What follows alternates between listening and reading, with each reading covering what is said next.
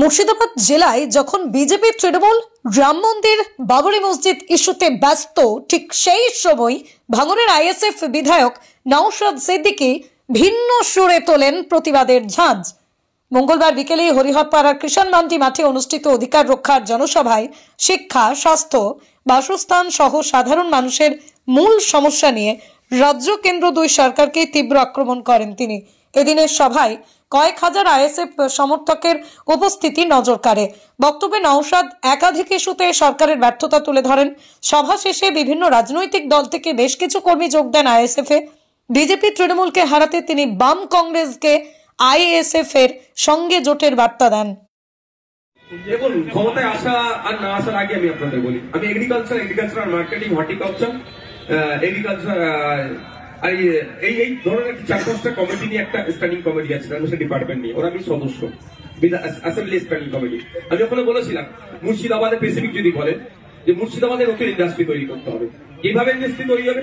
এদিকে বলছে রাজ্য বলছে আমাদের কাছে টাকা নাই, খেলা মেলা করে অফারটা হাজার হাজার কোটি টাকা উচ্ছন্নে দিচ্ছে, টাকা নাই। তারপরে আমি বলেছিলাম 51% শেয়ার সরকারের থাকবে, 49% শেয়ার পাবলিকের হাতে ছেড়ে দিই। 5,000 থেকে 5 লক্ষ টাকা একটা ভোটার কার্ডেই, একটা কার্ডে, একটা হেডি, একটাই শেয়ার কিনতে পারবেন। আর এটা বলেছিলাম যে মুর্শিদাবাদে বিশেষ করে আমি কি দেখেছি, আমার পেঁয়াজ, আম, লিচু প্রচুর তৈরি হয়। আমি আম লিচু উদাহরণ দিয়েছিলাম। আমরা মাজামাঙ্গো অন্যান্য কোম্পানির জ্যাম জেলি খাচ্ছি। আমরা যে বিশ্ব বাংলা, এই ধরনের আমি বলেছি, বিশ্ব বাংলা লোগো দিই, বিশ্ব বাংলা লোগো দিই, জ্যাম জেলি মুর্শিদাবাদে তৈরি হোক, তাহলে ইন্ডাস্ট্রি তৈরি হবে, বিশাল ইন্ডাস্ট্রি তৈরি হোক। এখান থেকে তৈরি হবে, এই প্রোডাক্টটা সার্কেট বিভিন্ন জায়গায় ছড়িয়ে যাবে। এখানেই তো এমপ্লয় জেনারেট হবে, এক নম্বর। দ্বিতীয় কথা, সরকারের কাছে টাকা নেই, 51% শেয়ার সরকার দেবে, 49% আমি আপনি দেবো, মুর্শিদাবাদের মানুষ দেবো। দেখলে দেখা যাবে মুর্শিদাবাদের ওই ইন্ডাস্ট্রিতে যিনি নাইট গার্ড, তারও একটা 5,000 টাকা শেয়ার থাকবে। তাহলে নাইট গার্ডও ঠিক তার মতো ডিউটি করবে, ফাঁকিবাজি করবে না, জানবে বিজনেসটা একটু বাড়লে, লাভ হলে ওই ওনার শেয়ারের সে লাভ্যাংশটা তিনি পাবেন।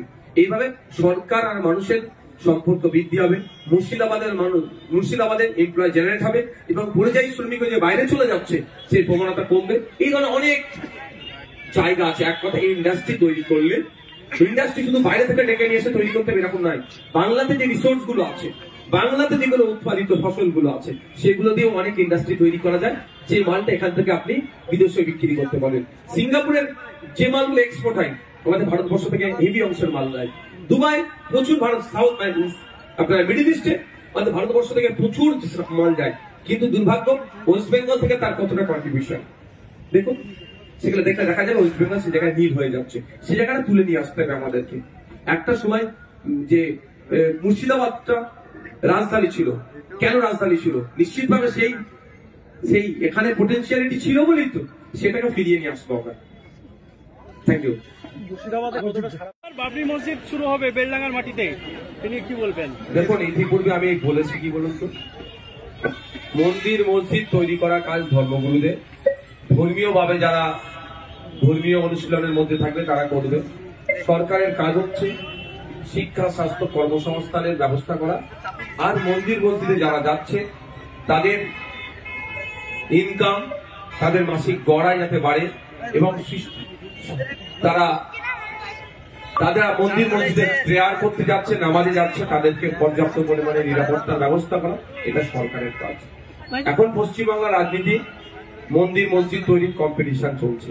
মমতা ব্যানার্জি মুর্শিদাবাদে ফুল ফ্লেজের ইউনিভার্সিটি এখনো দিতে পারলো না, কিন্তু 400 কোটি টাকা দিয়ে উপরে আপনার দীঘাতে জগন্নাথ ধাম করে দিলেন, আর অন্যান্য জায়গায় ধর্মীয় প্রতিষ্ঠান তৈরি করার চেষ্টা করছে। আমরা চাই রাজ্য সরকার মানুষের মৌলিক অধিকারগুলো বুঝিয়ে দিক।